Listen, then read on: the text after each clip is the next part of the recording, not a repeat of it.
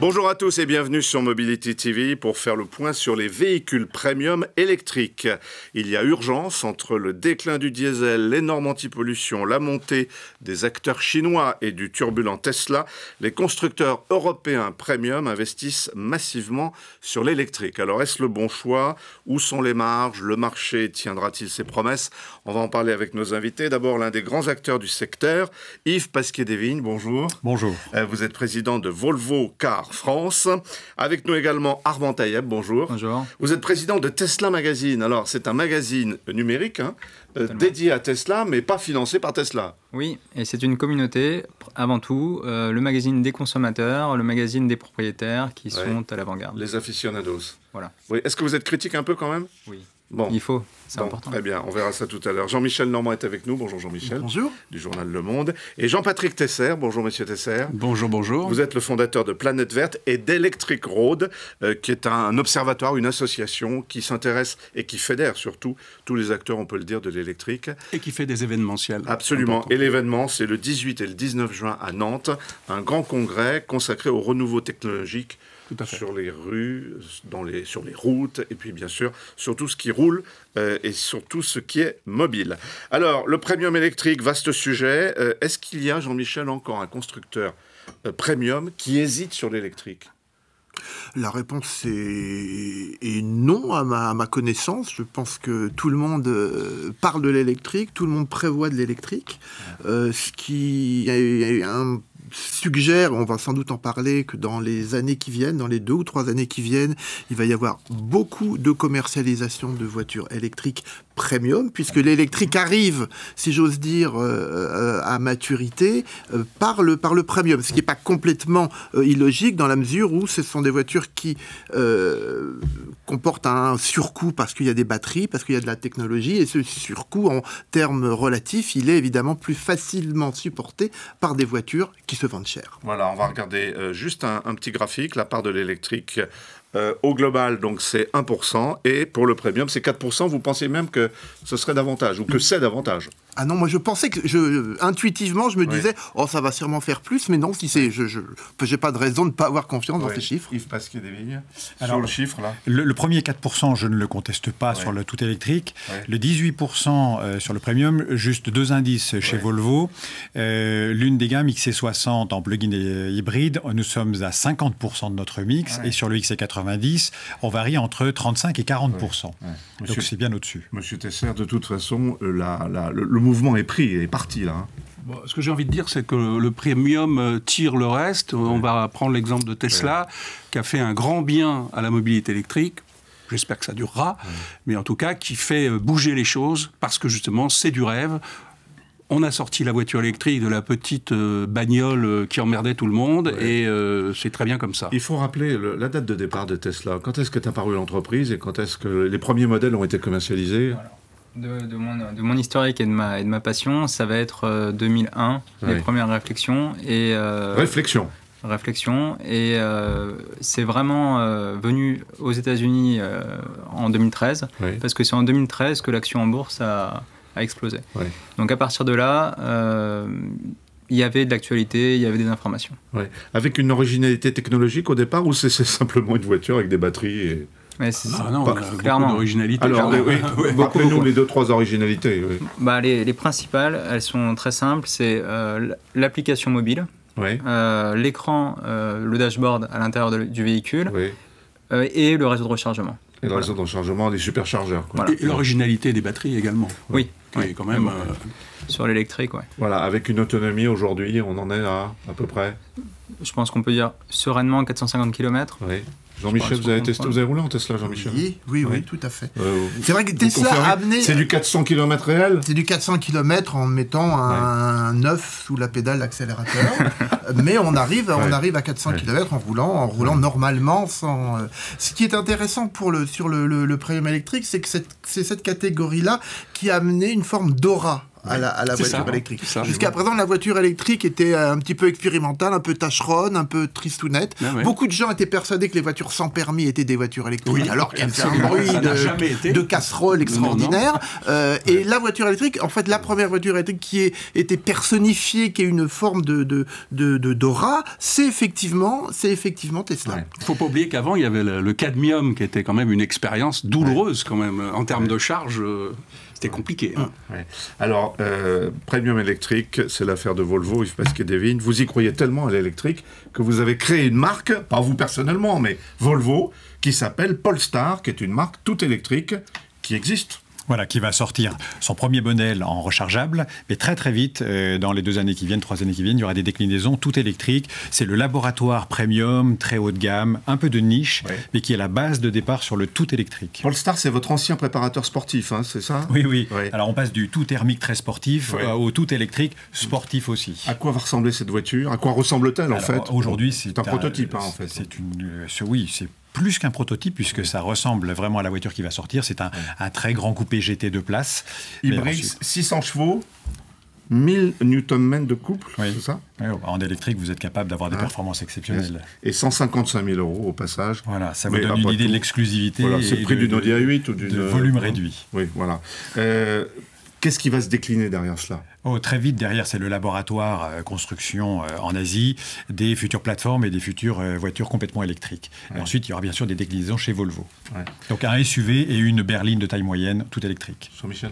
Est-ce que vous auriez eu cette politique et déployé autant de moyens sur l'électrique si vous n'aviez pas été une marque capitalistiquement chinoise? Parce que ce sont quand même les Chinois qui poussent beaucoup sur l'électrique. Et le centre de gravité de Polestar, c'est quand même l'Asie, vous l'avez dit. Oui, mais vous avez raison. Revenez à l'histoire de 2010. Nous étions morts dans un marché qui était extrêmement compliqué et chez un propriétaire qui ne pouvait plus entretenir l'ensemble des gammes. Donc la réponse, vous avez raison, c'est non, on n'aurait pas pu aller sur cette stratégie. Et le fait que nous ayons un actionnaire qui a su lever les fonds, 11 milliards de dollars, pour développer complètement les plateformes, les stratégies moteurs et électrification, la réponse c'est oui. Alors est-ce que c'est lié à cet actionnaire asiatique ? Oui, parce qu'il a su lever les fonds, et oui, parce qu'il est sur des marchés qui sont les marchés qui explosent en électrification, parce que la demande est là. Vous considérez que toutes les Volvo sont premium? XC40, c'est premium? Oui, toutes les Volvo qui naissent depuis la reprise par ce nouvel actionnaire, c'est-à-dire qui naissent depuis, on va dire, 2014. C'est-à-dire que nous avons des gammes encore de petites berlines qui sont encore considérées comme l'ancienne gamme de l'accès au premium, mais pas aussi statutaire que le sont le 40, 60 et 90. Et donc Polestar, cette marque toute électrique de Volvo, on aura une berline moyenne dans un an ou deux? Vous aurez une berline moyenne en 2020 et un SUV entre 20 et 21. Quel type d'autonomie? Je ne sais pas vous en parler encore aujourd'hui. Mais on est sur des bases au moins de 400 km. Voilà, j'ouvre le débat à ce niveau-là. Jean-Michel, plus personne ne peut proposer moins de 400 km aujourd'hui, commercialement parlant. C'est difficile, sauf pour des voitures qui sont dédiées à un usage spécifiquement urbain ou d'autopartage. C'est le cas de la petite Smart qui doit avoir une centaine de kilomètres d'autonomie, ce qui est très très bien pour une voiture qui est utilisée en ville. Et le paradoxe, c'est que les voitures électriques, quelle que soit leur catégorie d'ailleurs, ne sont pour l'essentiel pas des voitures d'urbain, ce sont des voitures de périurbain. Absolument. Jean-Patrick Tesser, on a fait des progrès phénoménaux en termes d'autonomie des batteries, de qualité de ces batteries aujourd'hui. Oui, alors que je rejoins ce que vous venez de dire, c'est pas forcément nécessaire. Quand vous avez un trajet prédictif, prenons des petits véhicules de livraison en ville, par exemple, c'est un sujet, nous, qu'on travaille beaucoup, la livraison, derniers kilomètres, etc. On n'a pas besoin de 400 km, parce que le véhicule, de toute façon, il va rentrer au dépôt, et avec des systèmes de charge un peu sophistiqués, puisque nous, c'est vraiment notre cœur de recherche et d'expertise. Je veux parler, évidemment, de l'induction, de la conduction, mais surtout de l'induction. Il est très facile de remiser un véhicule au garage, maintenant tout ça existe, et qu'il puisse se charger. Donc, on n'a pas besoin, et ça fait baisser les coûts également. On n'est pas obligé de mettre 400 km d'autonomie dans tous les véhicules. Alors, puisqu'on parle de baisse des coûts, Monsieur Taïeb, Tesla a une image puissante, mais c'est une voiture très chère. Est-ce que les coûts vont baisser? Est-ce que les prix vont baisser, bien sûr? Bon, elle est très chère, c'est relatif, hein, mais les prix vont de... Voilà, pour le modèle 3... C'est plus cher qu'une Zoé, quoi. Voilà. Oui, mais c'est pas la même cible non plus. Oui. Donc oui, c'est pas pour tout le monde, mais ça répond à la logique de marché d'électrification par le haut, et c'est la même logique que suit Volvo, et c'est la même logique aussi qu'a suivi Tesla. Mais je pense très sincèrement que les coûts ne peuvent que baisser à mesure que les clients les achètent. Yves Pasquier-Devine, Volvo va arrêter le thermique ou va arrêter seulement le diesel? Alors, il se trouve que Volvo vient de prendre position là, dans les 24 dernières heures sur l'arrêt programmé du diesel. L'arrêt du thermique, non. L'équipement du thermique de micro-hybride, plug-in hybride, oui. Mais la position est prise. Tout nouveau modèle qui sortira de nos usines, de nos chaînes à partir de 2019, ne sera plus équipé de moteur diesel. Oui. Est-ce que vos clients le sentent, le savent, s'en moquent? C'est une incertitude majeure. Ils ne s'en moquent pas. D'autant plus que nous vendons beaucoup de SUV. Ça veut dire que le diesel sur le SUV est encore assez demandé. Non, c'est une incertitude totale. Mais de toute façon, le marché global entre les fiscalités, les émissions de CO2, les prix et le futur est dans une incertitude totale. Donc on essaye de la gommer en prenant une position très très claire, peut-être un peu courageuse. On envoie les constructeurs au combat, en fait, sans savoir quel sera l'environnement législatif. Oui, jusqu'à un certain niveau, parce que c'est ça aussi qui mène Volkswagen au-delà d'un certain niveau possible d'émissions de carbone. Qu'est-ce que vous avez comme choix que de truqué, quoi. Je veux dire, on est arrivé à une asymptote technologique qui fait que je pense qu'on ne peut pas aller beaucoup plus loin. Oui, enfin, vous ne pouvez pas dire qu'on est mené à devoir absolument, on n'a pas d'autre alternative que de truquer. Enfin, Non, mais bien sûr, mais c'est peut-être aussi la cause. C'est peut-être en n'arrivant pas à faire mieux. Le diesel a perdu la course de vitesse avec les normes. Les normes vont beaucoup plus vite que ce que peut faire le diesel. Donc, dans ces cas-là, éventuellement, on peut être tenté de tricher. Sur le premium, moi, je trouve qu'il y a un débat intéressant à avoir, je pense, sur à qui on va vendre ces voitures. Alors, vous allez vendre vos voitures électriques relativement chères, comme des Tesla ou autres, à des gens qui ont envie d'avoir une voiture performante, une voiture un peu hype, qui ne cherchent pas vraiment un calcul économique. Dans quelle mesure est-ce que vous allez pouvoir vendre ces voitures à des gens, en fait, largement les sociétés, qui vont avoir un calcul économique à faire? C'est-à-dire qu'ils vont acheter des voitures électriques parce que ça leur coûte moins cher. Oui, la question est juste, mais elle est posée dans un environnement qu'on connaît aujourd'hui, où effectivement l'électrification coûte cher, le full électrique ou le rechargeable.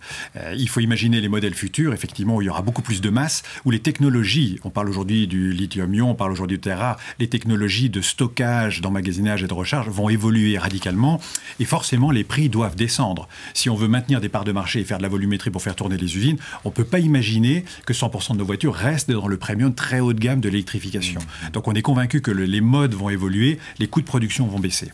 Alors si on regarde la stratégie des concurrents, Jean-Michel, de Volvo, toujours sur le premium électrique, Audi a un objectif de 800 000 véhicules électriques ou hybrides rechargeables d'ici 2025, c'est-à-dire dans 7 ans, et un bénéfice d'exploitation d'1 milliard d'euros. Sur l'électrique, est-ce que c'est jouable ou est-ce que c'est des effets d'annonce ? Je pense que c'est largement des effets d'annonce pour rassurer les marchés, pour rassurer les gens qui financent, pour rassurer l'environnement en Allemagne, parce que essentiellement ce sont des voitures qui vont être quand même vendues en Chine, vendues en Asie, vendues peut-être aux États-Unis, si à moins que Donald Trump ne soit réélu. Ça, je pense que c'est un effet d'annonce. Cela dit, il n'est pas totalement interdit de penser que ces marques premium ont l'intention de faire du profit. Ça me paraît quand même tout à fait attendu. La question n'est pas facile néanmoins, parce que il y a effectivement des incertitudes. Les coûts, on ne sait pas trop ce que ça va donner. Et puis, moi, je me pose la question de savoir, c'est dans 2019-2020, il va y avoir énormément de voitures qui vont arriver sur le marché. Est-ce que vous aurez, parce que vous pensez avoir suffisamment de clients pour écouler la Volvo de 100% électrique qui arrivera en SUV Mercedes 100% électrique l'année prochaine. Oui. Il y a quand même, quand on voit les effets d'annonce, ça fait quand même énormément de voitures haut de gamme qui vont arriver et qui seront 100% électriques dans peu de temps. Est-ce qu'il ne va pas y avoir pléthore? Alors, l'expansion de Volvo, elle est annoncée à hauteur de 800 000 voitures dans le monde entier par an. Ouais. Ça veut dire que ramener à nos marchés, la France a une cible, c'est 20 000 voitures, et pas forcément 21, 22, 23. Ça veut dire qu'il faut qu'on serve très très bien ces 21, 21 000 voitures sur un marché de 2 millions. Donc on ne cherche pas une expansion tous azimuts. En revanche, de très très bien tenir notre marché du premium et de tenir nos marges et nos prix aussi sur des segments très délimités. C'est-à-dire qu'on sera sur le C, vraisemblablement, mais sinon sur le D et les SUV. Donc on veut maintenir prix, marge et qualité. Pas au bout d'un an, tout le monde se met à brader ses voitures électriques. Absolument. Il y a un marché de l'occasion pour les Tesla déjà ? Oui, clairement, et qui fonctionne très très bien. Certaines personnes, par le jeu des prêts, arrivent à gagner de l'argent. Avec les Tesla. Une voiture électrique, c'est plus fiable. Je m'adresse à celui qui connaît peut-être le mieux la technique. C'est plus fiable qu'une voiture thermique ? C'est difficile de répondre. Fiable, oui, puisque le véhicule électrique qu'on connaît, c'est le train, le métro, c'est archi fiable. Donc au fond, un moteur électrique, il n'y a rien de plus fiable. Après, il y a 2-3 petits incidents qu'on connaît, mais effectivement, je pense que c'est peut-être plus solide, avec un besoin d'entretien, on le sait tous, moins important, moins onéreux, in fine, à construire, parce qu'on passe de 5000 pièces pour faire un moteur thermique à 200 pièces mais pour faire un moteur plus cher à l'arrivée, quand même. Oui, mais c'est que les batteries. Enfin, je ne sais pas si vous êtes d'accord avec moi, mais je ne sais pas ce qui est. C'est la batterie qui obère le poids de la voiture. Et c'est là-dessus que tout le monde est focalisé aujourd'hui, par exemple en direction de la batterie solide, qui est un progrès extraordinaire qui va nous arriver et tous les paramètres sont ouverts. Qu'est-ce que c'est la batterie solide ? C'est une batterie qui n'a plus d'électrolyte et qui est plus fiable, qui a plus de cycles de recharge, qui n'est plus dangereuse, sous votre contrôle. Qui chauffe moins, qui se charge plus vite. Enfin, c'est hallucinant. Alors, Yves Pasquier-David, puisqu'on a la chance d'avoir un constructeur, avec qui avez-vous passé contrat pour vos batteries, par exemple ? Les Chinois, qui est-ce qui les fabrique ? Je sais que l'essentiel de la production viendra de Chine. Je crois savoir qu'il y a eu des accords avec LG, mais je ne suis pas très pointu. Qui est coréen, c'est ça ? Oui, qui, je ne sais pas vous en dire beaucoup plus de ce côté-là. Tesla fabrique ses propres batteries. Avec Panasonic. Fabrique tout, oui, c'est ça.